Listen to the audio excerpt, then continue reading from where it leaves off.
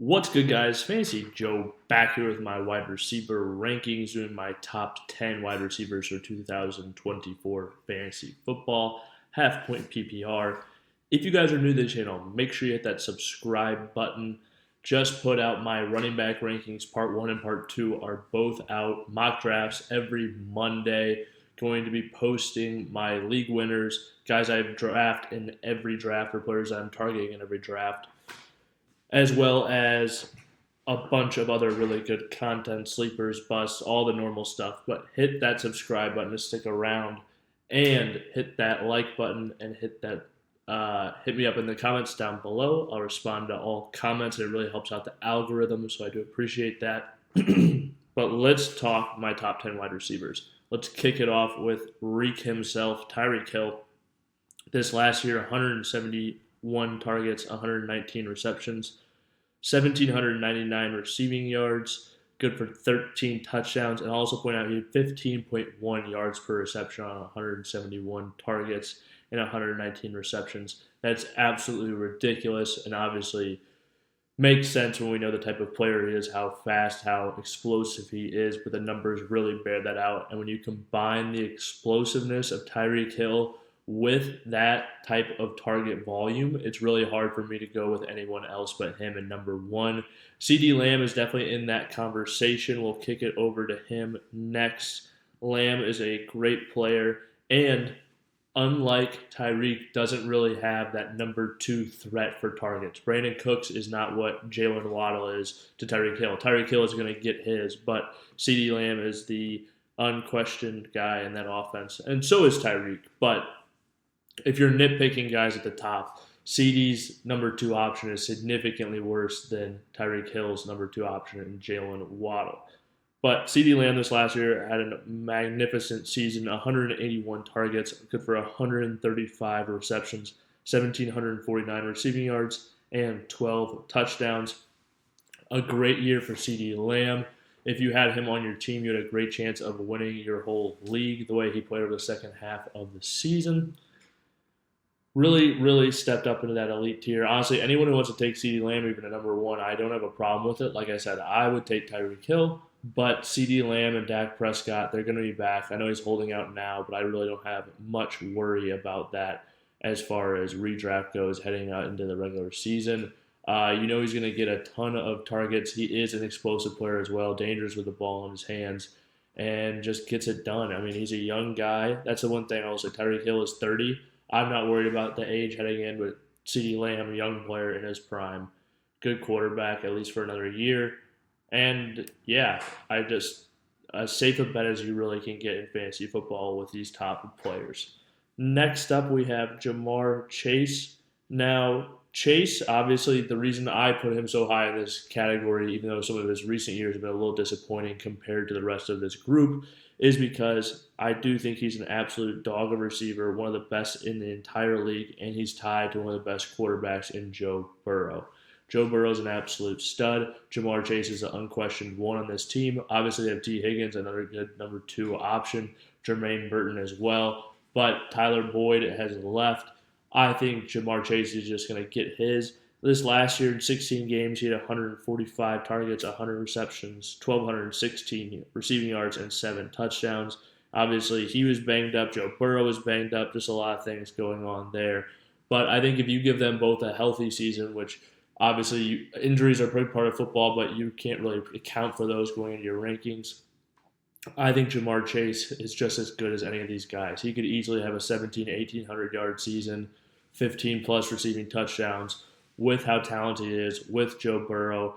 I have really high hopes for Jamar Chase out of this season. I have no problem if you want to take him the third player off the board, the third receiver off the board, fourth player overall. That's probably who I would take, honestly. I think I'm going to take Chase even before a Bijan or someone like that. Just an absolute stud. And like I said, when you're tied to such a good young quarterback, they've already got that connection we've seen be dynamic in fantasy football. That's just a combo I am willing to bet on. And for safety and upside as well. Moving on, Amon-Ra St. Brown, Detroit Lions wide receiver. Absolutely fantastic this last season.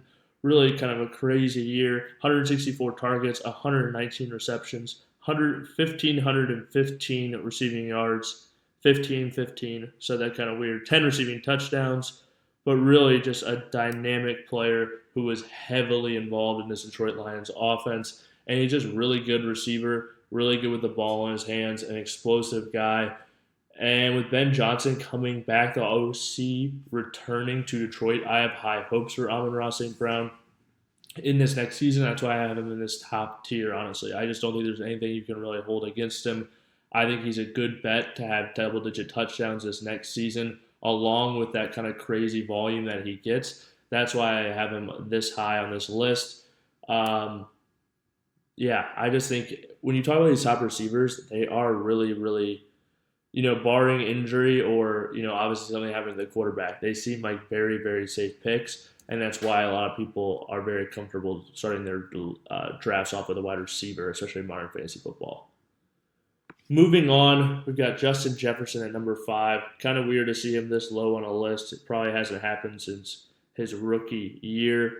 But the reason being, he is now tied to what is likely going to be for a majority of the season a rookie quarterback in J.J. McCarthy. He was a first-round pick, obviously 11th pick overall in the draft. But usually rookie quarterbacks don't throw a lot of touchdowns, so that lowers my overall expectations for Justin Jefferson. Now, Darnold is likely or rumored to be the starting quarterback heading into the regular season, and obviously that doesn't really change my perception a whole lot more. I will say what he's got going for him, he succeeded with every single quarterback he's played with. Last year when he came back off that hamstring injury, put up great numbers playing with the backup quarterbacks. So whether it's Sam Darnold, whether it's J.J. McCarthy, I think he's going to get his. I think he's going to go for, 1,400 plus yards. I just don't know if he's going to have the touchdowns to really finish as, the number 2 overall receiver in fantasy football this year. I think he's dynamic, and like I said, I don't think it's really going to matter. I think he's a good enough receiver to make plays on the ball in the air. He's going to get a lot of targets. Their offense is good, and these quarterbacks, they should be able to get the job done when you've got a receiver as good as Justin Jefferson is. But that's why I have him a little bit lower on my list at 5. Honestly, and if somebody wanted to take A.J. Brown, this next guy, over him, I wouldn't fault them. A.J. Brown, absolutely fantastic wide receiver, has a good quarterback in Jalen Hurts, has some target competition with Devonta Smith, though obviously both of them got extensions this offseason as well. But if you look at A.J. Brown this last season, a great season for fantasy football. 158 targets, 106 receptions, 1,456 receiving yards, and 7 receiving touchdowns. Compare that to 11 the year before. I think that's why some people were a little bit disappointed with A.J. Brown. But you got to love that volume. You got to love seeing him over that 100 reception mark for the first time.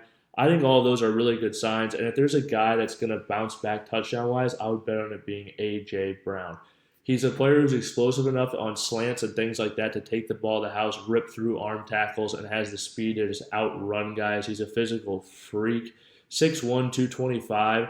I mean, you're talking about a guy that's built a lot more like a running back than a wide receiver, but he moves like a track star. He's got great speed, and like I said, just a big load, and he runs angry. When you're getting targets deep down the field, you're getting high volume, and you have that explosive after the catch ability. All that stuff, in my mind, leads to more touchdowns. And we see him being a good touchdown scorer in the past, scoring double digits 2 times in his career, even though in Tennessee he was on drastically lower volume.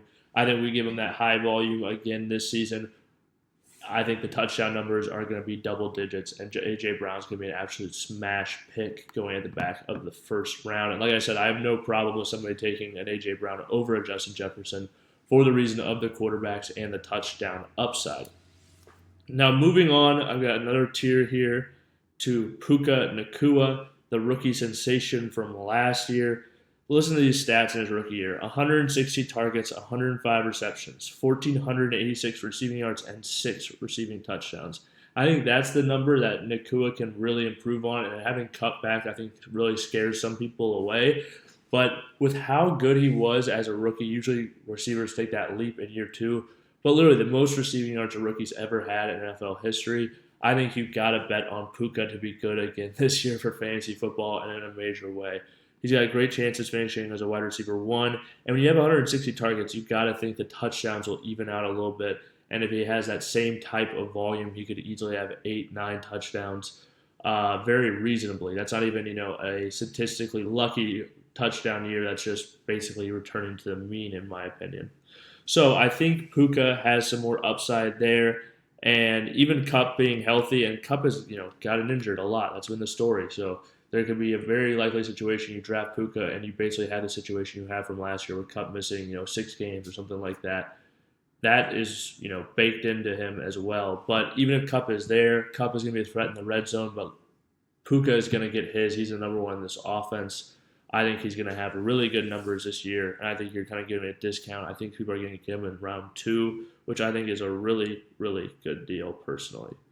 Moving on to this next guy, Garrett Wilson, a guy who really hasn't gotten his chance to really shine in the league yet due to a lot of injuries around him. This last year, 168 targets, 95 receptions, 1,042 receiving yards, and 3 receiving touchdowns. The Zach Wilson show came back with Aaron Rodgers going down so early with that Achilles injury, and it was brutal. It was brutal for Garrett Wilson, but that number, 168 targets, is absolutely phenomenal. There's very little target competition around him. Mike Williams coming off a torn ACL, not scared, doesn't scare me in the slightest. Breece Hall is probably going to be, the number 2 that would scare me the most. And when it's a running back, I'm fine with that. I think Garrett Wilson's an absolutely incredibly talented wide receiver, great athlete, great body control, explosive. And like I said, the body control to make contested catches, even though he's an explosive athlete as well. And now you get Aaron Rodgers back, one of the greatest quarterbacks of all time, coming off a major injury and age 38, 39 season. He is obviously the oldest he's ever been. But so is every player.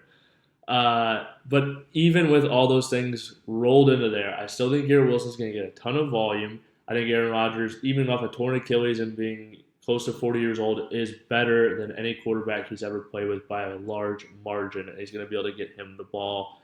And there's been, good reports out of Aaron Rodgers and what people have seen of him at the end of last year, so far this year. So ignore the noise on some of that stuff. I think Garrett Wilson's a good pick. Next up, we have a rookie wide receiver, and we've seen the 3 of the last 4 years a rookie wide receiver has had 1,400 yards or more. Could Marvin Harrison be the next wide receiver to do that? Marvin Harrison Jr., excuse me. We will see. The thing I think he has going for him, obviously, I think he's an NFL-ready talent.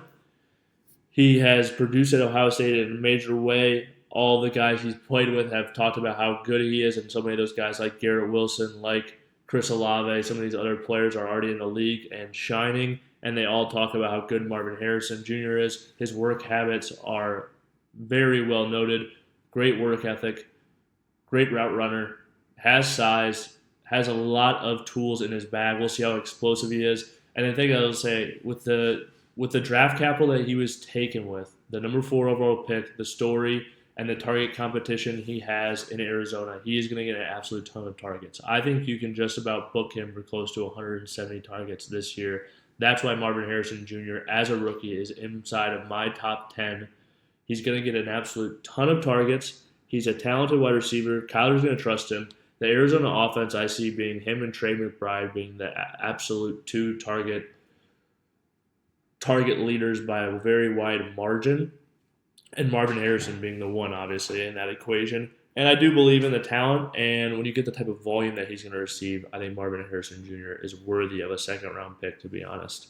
And I didn't think I would say that, but this type of situation, like I said, what do all these receivers have in common that we're talking about drafting here? They all get about 160-plus targets a year. And that's the same story, I think, for Marvin Harrison Jr. right now, and he's a talented player. Moving on to number 10, Davante Adams. This last year, speaking of targets, Davante had an absolute ton, and that's what puts him in this top category again for me. Maybe not a guy I would bet on finishing in the top 10 just because of his age and, every year 3.6 or something around there, receivers in the top 10 repeat. It fluctuates, but it's around, you have basically a 33-35% chance of these guys repeating as a top receiver if they finish in the top 10 the previous year. So that is tough. And this last year, Devontae, though, 175 targets. That's why he's up here. He's an older receiver. He still is good. The quarterback play is really what worries me. But when you get 175 targets, and you're as good as Devontae Adams still is, you're going to figure it out. He had 103 receptions last year, 1,144 yards, and 8 receiving touchdowns. I think he gets closer to 1,250, 1,300 receiving yards this year. I can't say I see the touchdowns making a massive leap. 8 sounds like pretty good to me when you talk about a Gardner Minshew or Aiden O'Connell-led team. But we've seen Devontae be good with other quarterbacks. Obviously, he's headed into his age 32 season now. But like I said, he's coming up a good campaign. He's going to get a ton of volume. And when you talk about some of the receivers that we'll be talking about in part 2, I think you'll see why I have Devontae in the top 10 as one of the safer bets when it comes to volume and all of these things. But yeah, really after this, I think the wide receiver position gets a little shaky. That's where you're going to start, planting your flag in some guys and making some hard decisions. So come back for part 2 of my wide receiver rankings, and I'll dive into all of those guys. Please hit that subscribe button to stick around for all the videos I have coming out. Like I said, league winners, all kinds of rankings, mock drafts, sleepers, busts, players I target in every draft. All of that stuff is coming. Fantasy football player profiles, tons of good stuff. So hit that subscribe button, hit that like button, and let me know who you think should have been the top 10 in the comments down below. Let me know who you think should have been higher, who should have been lower. Let me know. Fantasy Joe, I'll see you guys later.